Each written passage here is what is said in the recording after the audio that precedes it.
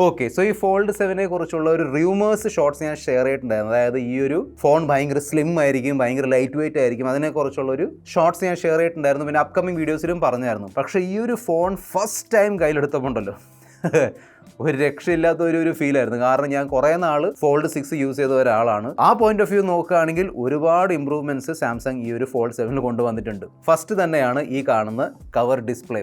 So ഞാൻ ഉൾപ്പെടെ പലരും പറഞ്ഞൊരു കാര്യമായിരുന്നു, സാംസങ്ങിന്റെ ഫോൾഡ് ഫോൺസിന്റെ കവർ ഡിസ്പ്ലേ ഭയങ്കര വീതി കുറഞ്ഞ അല്ലെങ്കിൽ നാരോ ഡിസ്പ്ലേ ആണ്. ആ ഒരു സംഭവം ഇപ്പോൾ ശരിയാക്കിയിട്ടുണ്ട്. അതായത് ഈ കവർ ഡിസ്പ്ലേയുടെ വീതി കൂട്ടി ഒരു നോർമൽ സ്ലാബ് ഫോൺ പിടിക്കുന്ന ഒരു ഫീലാണ് ഇപ്പോൾ കിട്ടുന്നത്. 21:9 ആണ് ആസ്പെക്ട് റേഷ്യോ. എനിവേ ഞാൻ എല്ലാ ഡീറ്റെയിൽസ് ഷെയർ ചെയ്യാം. നിങ്ങൾ ഇതുവരെ സബ്സ്ക്രൈബ് ചെയ്തില്ലെങ്കിൽ സബ്സ്ക്രൈബ് ചെയ്യുക. കൂടുതൽ സമയം വേസ്റ്റ് ചെയ്ത് ലെറ്റ്സ് റോ. ഒരു ക്വിക്ക് അൺബോക്സിംഗ്. ഇതാണ് ബോക്സിൽ ഫോൺ ഉണ്ട്, ഡോക്യുമെന്റ്സ് ആൻഡ് ചാർജിംഗ് കേബിൾ. ഈ ഫോണിന്റെ സ്ലിം ഫോം ഫാക്ടറിനെ കുറിച്ച് പരാമർശിക്കുമ്പോൾ ഈ സാംസങ്ങിന്റെ ലേറ്റസ്റ്റ് S25 എഡ്ജ് ഉണ്ടല്ലോ, അതായത് സാംസങ്ങിന്റെ ഏറ്റവും സ്ലിമ്മസ്റ്റ് ഫോൺ, ഇതിനേക്കാളും സ്ലിം ആണ്. അതായത് 4.2 mm ആണ് തിക്നെസ്. പിന്നെ ഈ ഫോണിന്റെ വെയിറ്റിനെ കുറിച്ച് പരാമർശിക്കുമ്പോൾ ഇതിന് മുൻപ് വന്ന Z Fold 6, iPhone 16 Pro Max, even S25 Ultraനേക്കാളും കുറഞ്ഞ വെയിറ്റുമായാണ് ഈ ഒരു ഫോൺ വരുന്നത്. സോ തീർച്ചയായിട്ടും നിങ്ങൾ ഈ ഫോൺ വാങ്ങുന്നുണ്ടോ ഇല്ലയോ എന്ന് അറിയില്ല, പക്ഷേ ഒരു തവണയെങ്കിലും ഷോപ്പിൽ പോയിട്ടൊന്ന് കയ്യിലെടുത്ത് നോക്കുക. ഫോൾഡ് 6 കമ്പയർ ചെയ്യുമ്പോൾ സൂപ്പർ സ്ലിം ആണ് ആൻഡ് ലൈറ്റ് വെയിറ്റും ആണ്. സോ അൺഫോൾഡ് ചെയ്യുമ്പോൾ തിക്നെസ് കുറച്ചിരിക്കുന്നത് കൊണ്ട് ഫോൾഡ് ചെയ്യുമ്പോഴും തിക്നെസ് കുറവാണ്. 8.9 mm ആണ് തിക്നെസ്.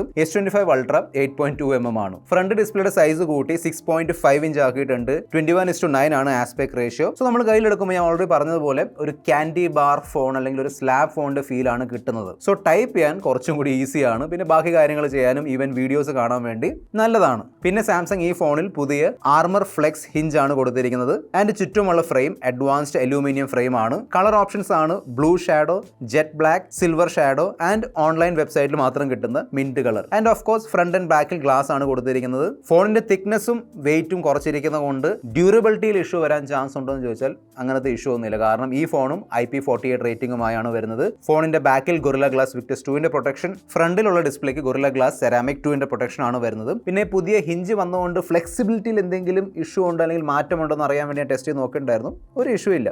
ഇങ്ങനെ ഏത് ആംഗിൾ വേണമെങ്കിലും നമുക്ക് സെറ്റ് ചെയ്ത് വെക്കാൻ പറ്റും, ഈസിലി യൂസ് ചെയ്യാൻ പറ്റും, നോ പ്രോബ്ലം. പിന്നെ ഈ ഫോൾഡ് 7 S Pen സപ്പോർട്ട് ചെയ്യുന്നില്ല. ഓക്കെ, ഈ ഡിജിറ്റൈസറിന്റെ ഒരു ലെയർ ഉണ്ടല്ലോ ഡിസ്പ്ലേയുടെ താഴെ, അതായത് ഈ S Pen വർക്ക് ആവാൻ വേണ്ടി ഒരു ഡിജിറ്റൈസർ ലെയർ വേണം. ആ ലെയർ അവർക്ക് എടുത്ത് കളയേണ്ടി വന്നു ഫോൺ സ്ലിം ആക്കാൻ വേണ്ടി. അതുകൊണ്ടാണ് S Pen സപ്പോർട്ട് വരാത്തത്. ഞാൻ നോർമലി S Pen യൂസ് ചെയ്യാറില്ല, പക്ഷേ നിങ്ങളുടെ പ്രയോറിറ്റി അനുസരിച്ച് നിങ്ങൾക്ക് ഒരു ഡിസിഷൻ എടുക്കാം. ഉള്ളിലുള്ള ഡിസ്പ്ലേ നോർമലി സാംസങ് ഫോൾഡ്സിൽ വരുന്ന പോലെ ടോപ്പ് ക്ലാസ് ഡിസ്പ്ലേ ആണ് തന്നിരിക്കുന്നത്. നല്ല കളർ കാലിബ്രേഷൻ ഒക്കെ ചെയ്തിട്ടുണ്ട്. പിന്നെ ഇത്തവണ വന്നിരിക്കുന്ന പുതിയ ഹിഞ്ച് കാരണമാണോ എന്നറിയില്ല, ക്രീസിന്റെ വിസിബിലിറ്റി നല്ലോണം കുറഞ്ഞിട്ടുണ്ട്. 120 Hz റിഫ്രഷ് റേറ്റ് സപ്പോർട്ട് ചെയ്യുന്ന 8 inch dynamic AMOLED 2X display ആണ് തന്നിരിക്കുന്നത്. പിന്നെ സാംസങ്ങിന്റെ വിഷൻ ബൂസ്റ്റർ ഫീച്ചർ കാര്യങ്ങൾ കൊടുത്തിട്ടുണ്ട്. 2600 nits ആണ് പീക്ക് ബ്രൈറ്റ്നസ്. ഫ്രണ്ടിലുള്ളത് 6.5 ഇഞ്ച് സൈസ് ഉള്ള 120 Hz ഡൈനാമിക് AMOLED 2X പാനലാണ്. പിന്നെ അറിയാലോ, നമ്മൾ കവർ ഡിസ്പ്ലേയിൽ യൂസ് ചെയ്തുകൊണ്ടിരിക്കുന്ന ആപ്ലിക്കേഷൻസ്, അതായത് ഗെയിംസ് ആണെങ്കിലും യൂട്യൂബ് ആണെങ്കിലും വേറെ ഏത് ആപ്ലിക്കേഷൻ ആണെങ്കിലും നമുക്ക് ഈ ഒരു ഫോൺ ഇങ്ങനെ ഓപ്പൺ ചെയ്തിട്ട് ആ സെയിം ആപ്ലിക്കേഷൻ ഉള്ളിലുള്ള ഡിസ്പ്ലേയിലും കണ്ടിന്യൂ ചെയ്യാൻ പറ്റും. അതിനോടൊപ്പം തന്നെ നല്ല ക്വാളിറ്റിയുള്ള ഡ്യുവൽ സ്റ്റീരിയോ സ്പീക്കേഴ്സും കൊടുത്തിട്ടുണ്ട്. 4400 mAh ബാറ്ററിയാണ് വരുന്നത്. 25 വാട്ടിന് വൈഡ് ചാർജിങ് സപ്പോർട്ട് ചെയ്യുന്നുണ്ട്.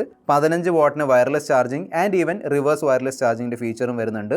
ഞാൻ ഈ ഒരു ഫോൺ ഉപയോഗിക്കാൻ തുടങ്ങിയിട്ട് ഇപ്പം ഒരു ദിവസം എങ്ങാണ്ട് 1-2 ദിവസം എങ്ങാണ്ട് ആയിട്ടുള്ളൂ. സോ കറക്റ്റ് അതിന്റെ ബാറ്ററി ബാക്കപ്പ് എനിക്ക് ടെസ്റ്റ് ചെയ്യാൻ കഴിഞ്ഞിട്ടില്ല. ഞാൻ കുറച്ചും കൂടി ഒന്ന് ഉപയോഗിച്ചതിന് ശേഷം എൻ്റെ ഒരു ഡീറ്റെയിൽഡ് അനാലിസിസ്, ബാറ്ററി ബാക്കപ്പിനെ കുറിച്ചുള്ള ഡീറ്റെയിൽഡ് അനാലിസിസ് ഞാൻ പറഞ്ഞുതരാം. ക്യാമറയിൽ വന്നിരിക്കുന്ന മാറ്റം നോക്കുകയാണെങ്കിൽ ഇത്തവണ 200 മെഗാപിക്സലിന്റെ മെയിൻ ക്യാമറയാണ് ഫോൾഡ് 7 കൊടുത്തിരിക്കുന്നത്. പിന്നെ 10 megapixel 3x telephoto camera and 12 megapixel ultrawide camera വരുന്നുണ്ട്. അതിൽ ഓട്ടോ ഫോക്കസ് വരുന്നതുകൊണ്ട് നമുക്ക് ഇത്തരത്തിലുള്ള മാക്രോ ഷോട്ട്സ് എടുക്കാൻ പറ്റും. ഞാൻ കുറച്ച് ഫോട്ടോസ് ഒക്കെ എടുത്ത് നോക്കിയിരുന്നു. ഇൻഡെപ്ത് അനാലിസിസ് ചെയ്തിട്ടില്ല. ഞാൻ പറഞ്ഞില്ല 2 ദിവസം മുന്നെയാണ് ഫോൺ കിട്ടിയത്. സോ ഇൻഡെപ്ത് അനാലിസിസ് ചെയ്തിട്ടില്ല. കുറേ ഫോട്ടോസ് എടുത്ത് നോക്കിയിട്ടുണ്ടായിരുന്നു. എല്ലാം ഞാൻ ഷെയർ ചെയ്യുന്നുണ്ട്, കണ്ടു നോക്കാം. സാംസങ്ങിന്റെ ഒരു ഫ്ലാഗ്ഷിപ്പ് ഫോൺ ആണ്. സോ സാംസങ്ങിന്റെ ഒരു ഫ്ലാഗ്ഷിപ്പ് പെർഫോമൻസ്, അതായത് ഫോട്ടോഗ്രാഫി ആണെങ്കിലും വീഡിയോഗ്രാഫി ആണെങ്കിലും നല്ല ക്യാമറ പെർഫോമൻസ് ആണ് കിട്ടുന്നത്. നൈറ്റോഗ്രാഫി കാര്യങ്ങളൊക്കെ സപ്പോർട്ട് ചെയ്യുന്നുണ്ട്. ഞാൻ ചില നൈറ്റ് ഫോട്ടോസും എടുത്ത് നോക്കിയിട്ടുണ്ടായിരുന്നു. പിന്നെ ഇത്തവണ ഈ മെയിൻ ഡിസ്പ്ലേയിൽ ഉണ്ടായിരുന്ന ആ ഒരു അണ്ടർ ഡിസ്പ്ലേ സെൽഫി ക്യാമറ ഉണ്ടല്ലോ, അതെല്ലാം എടുത്ത് മാറ്റിയിട്ട് ഫ്രണ്ട് ഡിസ്പ്ലേയിലുള്ള എക്സാക്ട്ലി സെയിം 10 മെഗാപിക്സൽ സെൽഫി ക്യാമറയാണ് ഉള്ളിലുള്ള ഡിസ്പ്ലേയിലും വന്നിരിക്കുന്നത്. That is nice actually. കുറച്ചും കൂടി ബെറ്റർ സെൽഫി പെർഫോമൻസും പിന്നെ വീഡിയോ കോളിംഗ് ഒക്കെ ചെയ്യുമ്പോൾ കുറച്ചും കൂടി ബെറ്റർ ക്ലാരിറ്റി കിട്ടും. എക്സലന്റ് സെൽഫി ക്യാമറ പെർഫോമൻസ് ആണ്. എപ്പോഴും പറയാറുണ്ട് സാംസങ്ങിന്റെ സെൽഫി ക്യാമറ പെർഫോമൻസ് ആണ് എൻ്റെ ഫേവറേറ്റ്. ഓക്കെ, സ്കിൻ ടോൺ ആണെങ്കിലും ഡീറ്റെയിൽസ് ആണെങ്കിലും എഡ്ജ് കട്ട് ഔട്ട് ആണെങ്കിലും വളരെ നല്ല സെൽഫി ഫോട്ടോസ് ആണ് എടുത്തു തരുന്നത്. ഏത് സിറ്റുവേഷൻ ആണെങ്കിലും. പിന്നെ 8K 30 FPS വരെയുള്ള വീഡിയോസ് ഷൂട്ട് ചെയ്യാൻ പറ്റും. ഞാൻ 4K 60 FPS സാമ്പിൾ ഷെയർ ചെയ്യുന്നുണ്ട്, കണ്ടു നോക്കുക. നല്ല ക്വാളിറ്റിയുള്ള നല്ല സ്റ്റേബിൾ വീഡിയോസ് ആണ് എടുത്തു തരുന്നത്. പിന്നെ ഫ്രണ്ട് ക്യാമറയും 4K 60 FPS വരെയുള്ള വീഡിയോസ് സപ്പോർട്ട് ചെയ്യുന്നുണ്ട്. അവിടെയും സ്റ്റേബിൾ പെർഫോമൻസ് ആണ് കിട്ടുന്നത്.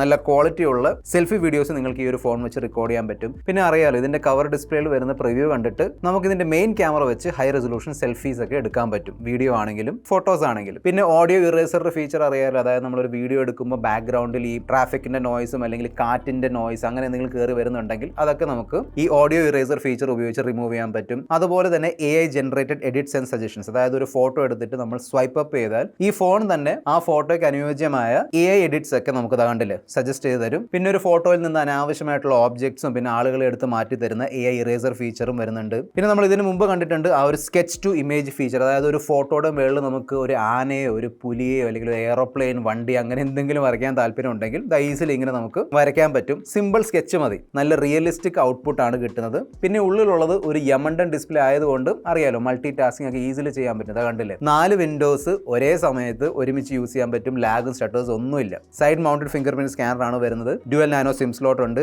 ഈ സിമ്മിന് വേണ്ടിയുള്ള സപ്പോർട്ട് ഉണ്ട്. ലേറ്റസ്റ്റ് Wi-Fi 7 ആൻഡ് ബ്ലൂടൂത്ത് 5.4 ആണ് വരുന്നത്. പിന്നെ ഒരു സാംസങ് ഫോണിൽ നിന്ന് പ്രതീക്ഷിക്കുന്ന നോക്ക് സെക്യൂരിറ്റി ആണെങ്കിലും secure folder, Samsung wallet, Samsung dex എല്ലാം ഫ്ലാഗ്ഷിപ്പ് ലെവൽ സാംസങ് ഫീച്ചേഴ്സ് ഈ ഫോണിൽ കൊടുത്തിട്ടുണ്ട്. പിന്നെ സോഫ്റ്റ്വെയർ ബേസ്ഡ് AI ഫീച്ചേഴ്സ് നോക്കുകയാണെങ്കിൽ അറിയാലോ, ഞാൻ ഓൾറെഡി പല വീഡിയോസിലും ഷെയർ ചെയ്തിട്ടുണ്ട്. സോ സെറ്റിംഗ്സിൽ പോയിട്ട് ഗാലക്സി AI ഓപ്ഷൻ സെലക്ട് ചെയ്താൽ ഇഷ്ടം പോലെ ഫീച്ചേഴ്സ് ഉണ്ട്. സോ കോൾ അസിസ്റ്റന്റ്, അതായത് നമ്മുടെ കോൾസ് ട്രാൻസ്ലേറ്റ് ഒക്കെ ചെയ്ത് തരും, സമ്മറി ഒക്കെ എടുത്ത് തരും. റൈറ്റിംഗ് അസിസ്റ്റന്റ്, ഇന്റർപ്രറ്റർ ഉണ്ട്, അതായത് ലൈവ് ആയിട്ട് നമുക്ക് ലാംഗ്വേജ് ഒക്കെ ട്രാൻസ്ലേറ്റ് ചെയ്യാൻ പറ്റും. നോട്ട് അസിസ്റ്റന്റ്, അതായത് നമുക്ക് നോട്ട്സിന് കയറിയിട്ട് ടെക്സ്റ്റ് ഒക്കെ എഡിറ്റ് ചെയ്യാൻ പറ്റും. അതുപോലെ transcript assist, browsing assist, photo assist, ഇഷ്ടം പോലെ ഫീച്ചേഴ്സ് നമ്മൾ കണ്ട ഓഡിയോ ഇറേസർ ഇവിടുന്ന് കിട്ടും. പിന്നെ ഈ വർഷം S സീരീസിൽ വന്ന ആ ഒരു നൗ ബാർ ആൻഡ് നൗ ബ്രീഫിന്റെ ഫീച്ചർ ഉണ്ടല്ലോ, അത് നിങ്ങൾക്ക് ഈ ഫോണിൽ യൂസ് ചെയ്യാൻ പറ്റും. ഗൂഗിൾ ജെമിനി ഇന്റഗ്രേഷൻ വരുന്നുണ്ട്. പിന്നെ ഈ വലിയ സ്ക്രീനിൽ നമുക്ക് ആ ജെമിനി ലൈവ് കാര്യങ്ങളൊക്കെ ഈസിലി യൂസ് ചെയ്യാൻ പറ്റും. ഇത്രയും വലിയൊരു ഡിസ്പ്ലേ യൂസ് ചെയ്യുമ്പോൾ ഒരു ഡിഫറെന്റ് ഫീൽ ആണ് കിട്ടുന്നത്. പെർഫോമൻസിന്റെ ഡിപ്പാർട്ട്മെന്റിൽ സാംസങ് ഒരു വിട്ടുവീഴ്ച ചെയ്തിട്ടില്ല. ഓക്കെ, ഏറ്റവും powerful Qualcomm Snapdragon 8 Elite chipset ആണ് വരുന്നത്. LPDDR5X RAM ആൻഡ് UFS 4.0 സ്റ്റോറേജും കൊടുത്തിട്ടുണ്ട്. എന്റെ ഇതുവരെയുള്ള യൂസിൽ ഞാൻ പറഞ്ഞില്ല, 1-2 ദിവസം ആയിട്ടുള്ളൂ. ഇതുവരെയുള്ള യൂസിൽ ഒരു തരത്തിലുള്ള സ്റ്റട്ടേഴ്സും ലാഗ്സും കാര്യങ്ങളും ഒന്നും ഞാൻ ഫേസ് ചെയ്തിട്ടില്ല. ഓക്കെ, പിന്നെ ഒരു കാര്യം പറയാൻ മറന്നുപോയി, സബ്സ്ക്രൈബ് ചെയ്യണമെന്ന് ഞാൻ ഓൾറെഡി പറഞ്ഞല്ലോ. എനിക്ക് ഭയങ്കര സർപ്രൈസിംഗ് ആയിട്ട് തോന്നി. അതായത് ഈ ഫോണാണ് out of the box Android 16 വരുന്ന ദി ഫസ്റ്റ് ഫോൺ. അതായത് ഗൂഗിൾ പിക്സലിന് മുന്നേ തന്നെ സാംസങ്ങിന്റെ ഒരു ഫോണിൽ Android 16 വന്നിട്ടുണ്ട് വിത്ത് ലേറ്റസ്റ്റ് One UI 8. പിന്നെ സാംസങ് നോർമലി അവരുടെ ഫ്ലാഗ്ഷിപ്പ് ഫോൺസിൽ തരുന്ന 7 വർഷത്തെ OS അപ്ഗ്രേഡിന്റെ പ്രോമിസും ഇവിടെ ചെയ്തിട്ടുണ്ട്. BGMI 90 FPS കോൾ ഓഫ് ഡ്യൂട്ടിയിൽ 120 FPS ആണ് സപ്പോർട്ട് ചെയ്യുന്നത്. ഗെയിമിംഗ് പെർഫോമൻസ് കാര്യങ്ങളൊക്കെ ഓക്കെയാണ്, ഫ്ലാഗ്ഷിപ്പ് ലെവൽ തന്നെയാണ്. കാരണം Qualcomm Snapdragon 8 Elite ഉള്ളതുകൊണ്ട് നമ്മൾ ഏത് ഗെയിം ഇട്ട് കൊടുത്താലും അത് വളരെ ഈസിലി അത് ഹാൻഡിൽ ചെയ്യുന്നുണ്ട്. സോ ഒരു പ്രീമിയം സെഗ്മെന്റിലുള്ള ഒരു നീഷ് കാറ്റഗറിയിലുള്ള ഒരു ഫോൺ ആയതുകൊണ്ട് ഇതിന്റെ പ്രൈസിങ്ങും അത്യാവശ്യം പ്രീമിയം ആണ്. 1,75,000 രൂപയാണ് ഈ ഒരു ഫോണിന്റെ സ്റ്റാർട്ടിംഗ് പ്രൈസ്. പിന്നെ പ്രീ ബുക്ക് ചെയ്യുന്നവർക്ക് 12GB 512GB variant, 12GB 256GB variant പ്രൈസിൽ വാങ്ങിക്കാൻ പറ്റും. അതായത് ഫ്രീ അപ്ഗ്രേഡ് ഓഫർ വരുന്നുണ്ട്. അതിനോടൊപ്പം തന്നെ 24 മാസം നീളുന്ന നോ കോസ്റ്റ് EMI ഓഫേഴ്സ് കാര്യങ്ങളൊക്കെ ഈ ഫോണിന്റെ കൂടെ വരുന്നുണ്ട്. സോ കഴിഞ്ഞ വർഷം വന്ന ഫോൾഡ് 6 കമ്പയർ ചെയ്യുമ്പോൾ തീർച്ചയായിട്ടും നല്ലൊരു അപ്ഗ്രേഡ് ഉണ്ട്. കുറച്ചും കൂടി ലൈറ്റ് ആണ്, സ്ലിമ്മർ ആണ്. പിന്നെ കുറെ AI ഫീച്ചേഴ്സ് വരുന്നുണ്ട്. പുതിയ 200 megapixel camera, latest Snapdragon 8 Elite chipset, കുറച്ചും കൂടി വീതിയുള്ള കവർ ഡിസ്പ്ലേ. സോ ഒരു ഓൾറൗണ്ട് അപ്ഗ്രേഡ് ആണ് വന്നിരിക്കുന്നത്. എനിക്കിത് ഇഷ്ടപ്പെട്ടു. Z Fold 7 കുറിച്ചുള്ള നിങ്ങളുടെ അഭിപ്രായം എന്താണ്? താഴെ കമന്റ് ബോക്സിൽ അതും എഴുതി അറിയിക്കുക. This your friend mister perfect signing off. By.